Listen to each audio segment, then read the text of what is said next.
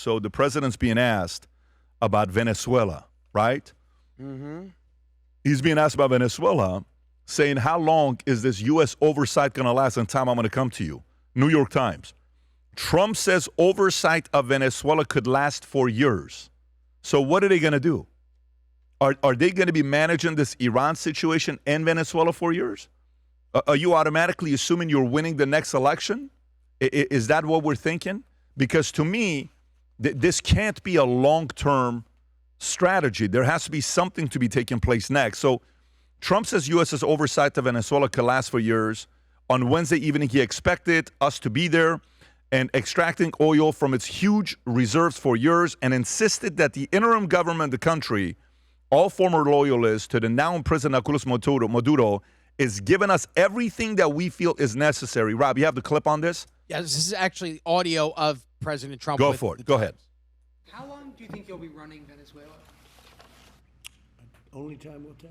Rob, can you raise the 3 audio? months, 6 months, a year, longer? I would say much longer. And we have to rebuild. You have to rebuild the country, and we will rebuild it in a very profitable way. Okay, so Tom, your thoughts on this? So the New York Times met with the president. I think they had four.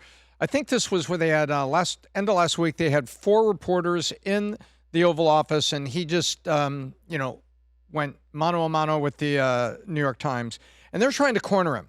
What they're trying to get him to say is, "Oh, we'll be out in 6 months," so that the New York Times can put that off to the side, and 6 months from now say, "You said you'd be out in 6 months. You said this would be over." It's a gotcha question.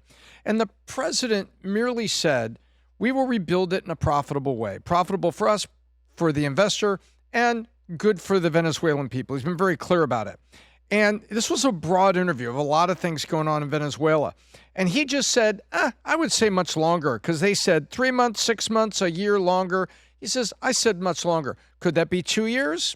I don't know. But the president didn't want to be cornered. But the president wanted to be clear that our presence, maybe not our management, but our presence rebuilding and working with the oil companies would be longer. He's talking to the oil companies about making direct investment. And I can talk about this. Is that okay, Pat? Sure. He's talking to oil companies and saying, hey, make direct investment in Venezuela. They have heavy crude. There's different types of pipelines, different types of things we need to get. Let's make direct investment there. And the oil companies saying, well, I don't know if it's investable. The code word for that is, I want you, the I want you, the president, to guarantee that the American taxpayer will be, the backup if the loans go bad, like if things go crazy. So that's a little disingenuous by the oil companies because they invest internationally all the time. Why is Chevron the one oil company with giant investment in Venezuela? Because they thought it was investable, and they've got an awful lot there. Right. And they thought it was more investable than the others did. So the whole thing with the New York Times is they were trying to corner him, but he was making a great point about the strategy. We're going to get oil companies to invest. That's to the benefit of the people. The oil companies will then pay for the oil they take out. That money will go to a working government, and we will be there during the rebuild. You have to remember, we didn't go in there and destroy all their power plants. We didn't do all that. During the regime of Chavez and Maduro, they turned off water plants in certain cities that still have no water right now. Mm-hmm. And the population had to move. And we see how far and how wide the Venezuelans went. You went and seen? There's like 2 million of them in Peru. There's 2 million of them in Argentina. These people that were educated went to other Latin countries. So the New York Times was trying to corner the president, but what we saw underneath was strategic leadership about what we're going to do to get Venezuela on its feet and get it rolling forward. But it's an open project that's going to get managed at the State Department level for a little while, including cautioning Americans over the weekend, hey, there are paramilitary groups that are still down there. That's right. We cut the head off the snake, but be careful. You may want to pull back a little bit and let it play out. Yeah, that's right. That was a Guardian story. Here's the president, Rob, if you want to play this clip. The plan is for them to spend, meaning our giant oil companies will be spending at least $100 billion of their money, not the government's money. They don't need government money. But they need government protection and need government security that when they spend all this money, it's going to be there so they get their money back and make a very nice return. The plan is for them to spend at least $100 billion to rebuild the capacity and the infrastructure necessary. Venezuela has also agreed that the United States will immediately begin refining and selling up to 50 million barrels of Venezuelan crude oil, which will continue indefinitely. We're all set to do it. We have the refining capacity was actually based very much on the Venezuelan oil, which is a heavy oil, very good oil, great oil. It's fantastic for certain things like asphalt roads, best there is in the world for asphalt roads and other things. All of the companies here today are going to be treasured partners in bringing the nation of Venezuela back to life, restoring its economy, and generating great wealth for their companies and for their people, and also great Rob, do you have wealth the for the clip American. of the individual saying it's uninvestable? So here's the clip that went viral. That was all over the place. Exxon CEO says Venezuela is uninvestable right now. Go ahead, Rob. We first got into Venezuela back in the 1940s. We've had our assets seized there twice. And so you can imagine to re-enter a third time would require some pretty significant changes from what we've historically seen here and what is currently the state. If we look at the legal and commercial constructs and frameworks in place today in Venezuela, today it's uninvestable. Yeah, today. Today it's uninvestable. Yeah, and by the way, twice seized their assets in Venezuela. You're like, yeah, I'm not going to sit there and do that again. I'm going to have to think about it twice so you're ready. So they need to make sure they build infrastructure before guys like him trust to go back and do business in Venezuela. And Trump said protection, like you said. Protection's huge. And Ted, I can't get over, can you, seeing Trump sit there and just spit out everything that he's doing, the infrastructure, security, everything, comparing him to the last administration, it boggles my mind. The difference between a leader and somebody that was just taking orders and barely.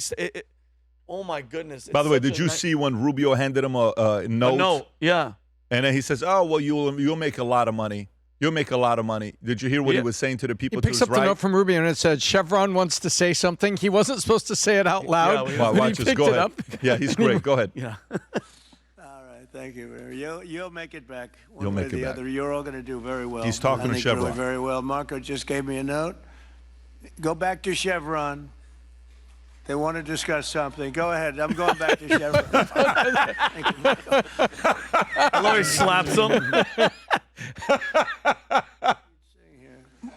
Mark, if you can update us on operations in the ground and with the appropriate approvals, what you might be able to achieve in the next 12 to 18 months, give us a little view from the ground. You bet. So today, Chevron has 3,000 employees Takes the note back. Takes the note and folds it. In Venezuela today. And over the past 5 to 7 years, they've taken production from about 40,000 barrels a day to 240. So funny. Yeah, he is funny. But go ahead, Tom. No, but there it is. What's Chevron saying? We've got 3,000 people there. We've gone from 40,000 to 240,000. Right now, the capacity for Venezuela is 1.7 to 1.8 million barrels a day. Everybody wants to invest to get up to 5 million barrels a day. And in Houston, on the Gulf Coast, is where we've got refineries that are built for heavy oil refining. Gee, almost like the world's largest supply of heavy oil was just across the water in Venezuela. Do you think they knew that when all this was being built, Yeah, Vinny? weird. Yeah. Of course they did. And Chevron is there and in place. So Chevron's point that there was, hey, we've got 3,000 people on the ground. You know who helps provide security for them? Chevron. Weird. Chevron's got private security down there, and you got 3,000 people, and they've been able to get up to 250,000 barrels a day out of there. So Chevron is politely saying, hey, with a little bit of support, we could do a lot more, and we're already there. Whereas Exxon is like, twice our stuff was seized. Tough to get my board to let us to go back in. We just need assurances. Look, you can see both are correct at the same time, but that's capitalism. Chevron found a way to take the risk, and Exxon got robbed twice, and now they're a little bit more reticent. But guess what? The free market is there. If Chevron wants to triple what they're doing with support, guess what? It's going to happen that way. Adam. But 47 has got them all sitting around the table and him saying, who would like to be the ones that come in here and be part of this? So Trump's showing the leadership. Adam, go for it. So you know what question I'm starting to ask more often? whether it's Venezuela, whether it's what's going on in Iran, whether it's going on in Russia, is how does this affect China's attempt to be the number one economy and the number one world superpower? Because all these moves are downstream of how does this affect China? And I got to give a shout out to Glenn Beck, and I'll summarize what he said. He said the following: this, what they did in Venezuela, is the most America first thing move ever. What? Why? Yep. Because this isn't isolationism. We're not getting intervening. This isn't intervention. This isn't we're getting involved in everything. This is complete strategy. Why? Because who buys all of Venezuela's oil? China buys up to 70 to 90%. Who does Iran sell 90% of their oil to? China. So what happens if this? Venezuela, no more oil to sell to China. Iran, no more oil to sell to China. They have how many billion people relying on this oil?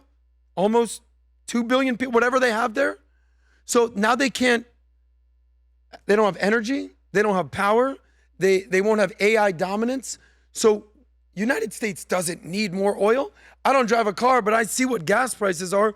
They're cheaper than I've ever seen. We don't need more oil. We have a ton of oil here. We're preventing China from energizing their economy.